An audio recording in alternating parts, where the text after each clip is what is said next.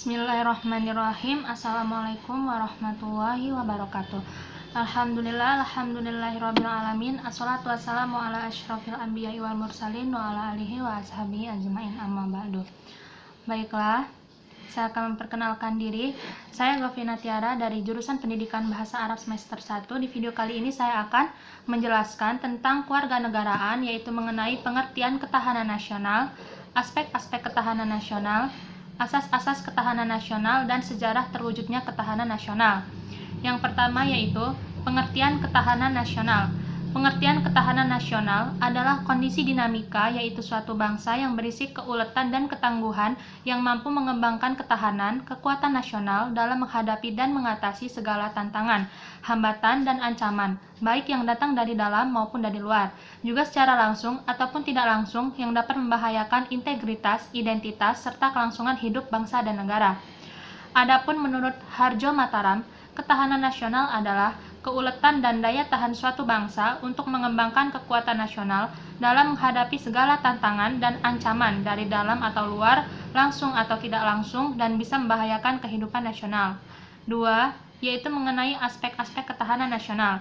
Adapun aspek-aspek ketahanan nasional tersebut secara umum dapat dikategorikan menjadi dua jenis, yaitu yang pertama, aspek ilmiah, yaitu aspek yang sifatnya statis, mencakup aspek geografis, kependudukan, dan sumber daya alam. Yang kedua, aspek sosial, yaitu aspek yang sifatnya lebih dinamis, mencakup aspek ideologi, politik, ekonomi, sosial budaya, dan pertahanan keamanan. Dari dua kategori di atas, berikut ini adalah penjelasan untuk masing-masing aspek ketahanan nasional serta bagaimana semuanya saling mempengaruhi. Yang pertama yaitu aspek geografis. Kondisi geografis sebuah negara akan memberi petunjuk mengenai lokasi negara tersebut di atas permukaan bumi. Yang kedua yaitu aspek kependudukan. Indonesia termasuk negara yang memiliki jumlah penduduk yang besar. Yang ketiga yaitu aspek kekayaan alam. Kekayaan negara yang merupakan salah satu contoh dari Tirigeta dan Pancagatra adalah segala sumber dari potensi alam, baik di darat, laut, maupun udara yang ada di dalam wilayah kekuatan negara tersebut. Yang keempat yaitu aspek ekonomi. Ketahanan nasional juga mencakup ketahanan ekonomi bangsa yang ulet dan tangguh dalam menghadapi serta mengatasi segala hambatan, ancaman, dan tantangan untuk menjamin kelangsungan perekonomian negara dengan landasan Pancasila dan Undang-Undang Dasar 1945.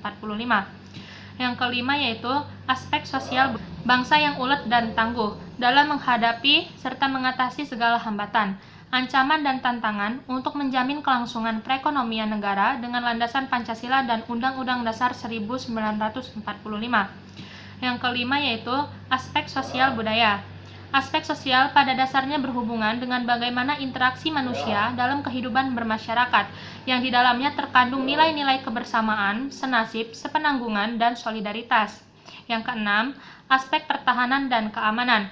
Aspek pertahanan dan keamanan ini berkaitan dengan bagaimana ketahanan nasional dalam menghadapi dan mengatasi segala tantangan dan hambatan yang datang dari luar maupun dalam, baik langsung maupun tidak langsung, berbahaya bagi identitas, integritas, dan kelangsungan hidup bangsa dan negara.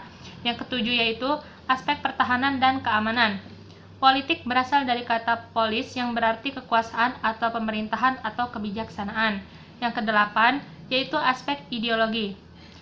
Aspek yang terakhir adalah aspek ideologi. Ideologi adalah sebuah sistem nilai yang merupakan ajaran yang bulat untuk memberi motivasi bagi warga-warga negara. Pembahasan yang ketiga yaitu asas-asas ketahanan nasional.